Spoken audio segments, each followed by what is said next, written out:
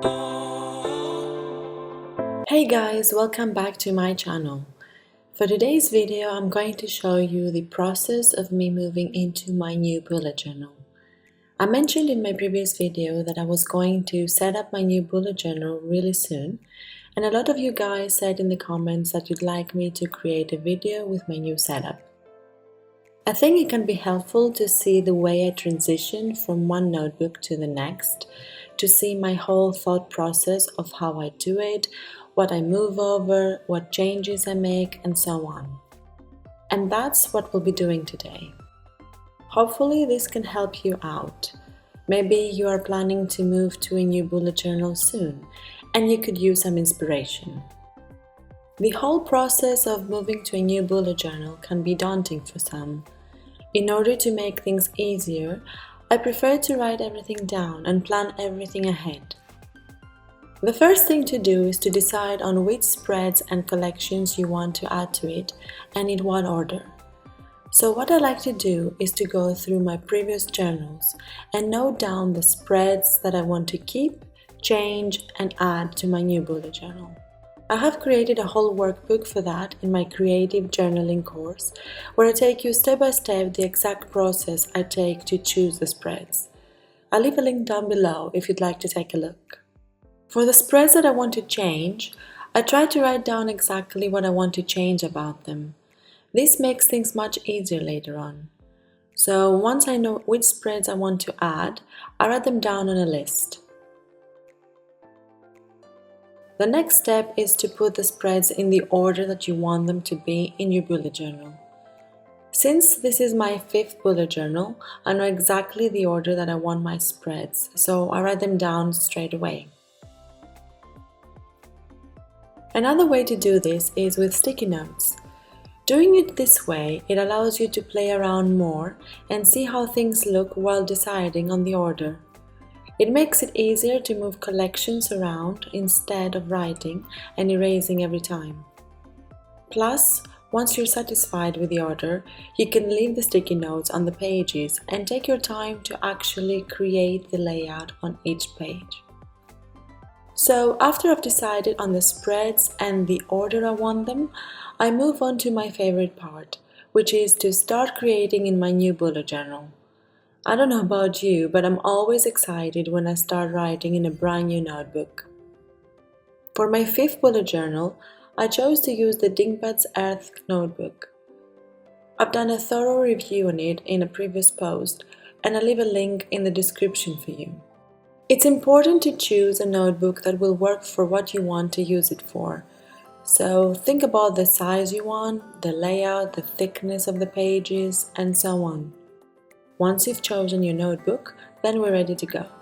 So I start by filling in my details at the very first page of the notebook. I don't like to add too much information, and I prefer to add my email address instead of my normal address for privacy. The Dingbats notebook has this new feature which is called tab keys. On the tab key page, you can create a list of categories of the pages you'll create in your bullet journal. For example, you can write monthly spreads, weekly spreads, various collections you might have on certain topics like family, finances, health, travel, and so on. You can add and personalize your notebook any way you want. Then, you assign a color for each one of the above topics and you color the corresponding tab on your key page. These tabs are on all the pages in the notebook, so as you write in your journal, you apply the appropriate color to the tab on the page. So even when your notebook is closed, you can easily identify items through the colors on the visible edge. I've decided to categorize my pages by the months first, and since each notebook lasts me for about 6 months, I created 6 tabs until March. I'll also leave 2 lines empty under March just in case I use it for longer, and then I can add more months. On the rest of the lines, I'll add more categories as I go along. The next page has the color key and the signifiers key that you can set for your own bullet journal. This notebook has a set page for that, but you can easily create your own page if your notebook doesn't have this feature. The color key has all the colors that I use for specific categories, and it has stayed the same throughout all my bullet journals.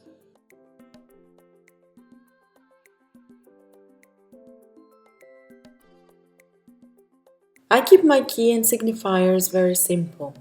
I only use a dot for my tasks. When it's crossed, it's completed.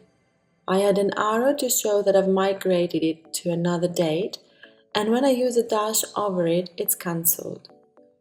I also use a few more specific symbols for birthdays, anniversaries, and events. Next comes the index, which is the core of the bullet journal. This is where I archive my pages as I create them. This notebook has 3 index pages. Again, if your notebook doesn't have an index, you can easily create it. Usually I start by decorating the very first page of my journal. I like to add a quote or a drawing that means something to me on the very first page of the notebook. I prefer to do it on the first page because it's usually thicker than the rest of the pages, and this allows me to be more creative and add watercolors and other mediums that would normally bleed through the normal pages. However, the Dingbats notebook has an infographic on the first page, which I like, but I can't use the first page as I normally do. So, I moved to the first page after the index, and I created my quote page there. When I start my bullet journal in the beginning of the year, I tend to go for something inspiring for new beginnings and things like that. But since this one starts mid-year, I wanted something more general but still inspiring. After I searched a bit online, I found this quote on Pinterest that I really liked and decided to create it on my page. I recreated it on the page with pencil first, and then I used my black pen to trace the lines. Then I create this faux calligraphy effect by adding thicker lines on the downstrokes. And after that, I use my thick Staedtler black marker to fill it in. I was a bit apprehensive in the beginning for using too much black on the page, but now I really like the effect.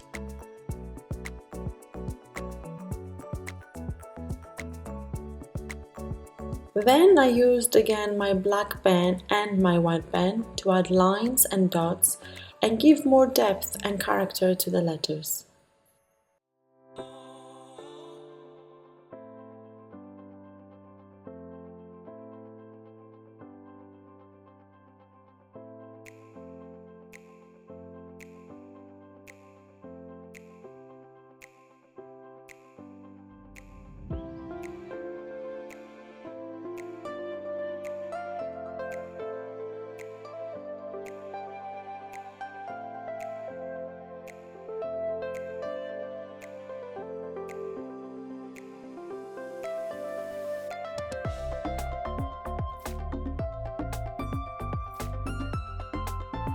For the next page, I wanted to add a year at a glance, so I printed one of my layouts on a sticky paper and added it on the page.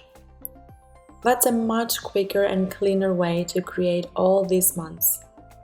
You can find the 2018 year at a glance on my Etsy shop. Moving on now to my future log.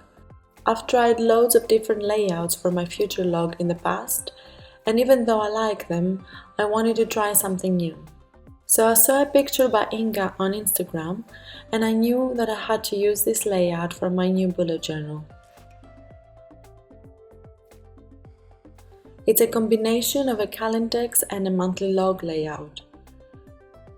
I created it only for 6 months until March. I decided to add different pastel colors for each month to separate them. And I'm planning to use these colors for the tab key that I mentioned earlier to keep everything organized. I've added the numbers on the side of both pages to make it easier to see the dates for all the months. and I love how it turned out and how simple everything looks. I also decided to add a notes page after that. I wanted to have a page after my future log where I can add any possible future events or appointments that I might plan for after March. I didn't do that in my previous bullet journal, and I ended up using post-it notes on the page, which I guess it's one way to do it, but this time I wanted to make sure I have enough space for my plans or any notes for the months after March. On the opposite page, I added my goals per month spread. I kept it very simple with a table with all the months starting from October and ending on September 2019. Again, the colors I'm using for each month are the same in order to keep everything color coordinated. I think it's very important to set goals for yourself, and I found that I'm way more productive when I set specific goals for each month separately. For the birthday spread, I decided this time to turn it into a one-page spread. I saw that I didn't need the extra space, and I created a table like before for the 12 months to keep everything more structured and organized. I only used pink for the color accent, and I added the months. As always, I used my grey Tombow markers for the shading around the boxes. And then I added all the birthdays and anniversaries so you can see how it looks once it's filled in. Next comes my accomplishments page. I tend to do this one in every bullet journal as I like to go back and see all the things, both personal and work related, I accomplished throughout the year. I usually do a very creative page that I got inspired from Hello I Am Prince on Instagram. But this time I wanted everything to look more simple, so again I used the table for all the months starting from October. The last spread I've created for my setup is the one dedicated to my book reading.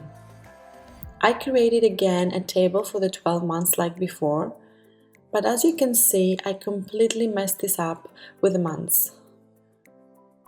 But with the use of all good correction tape, it looks alright.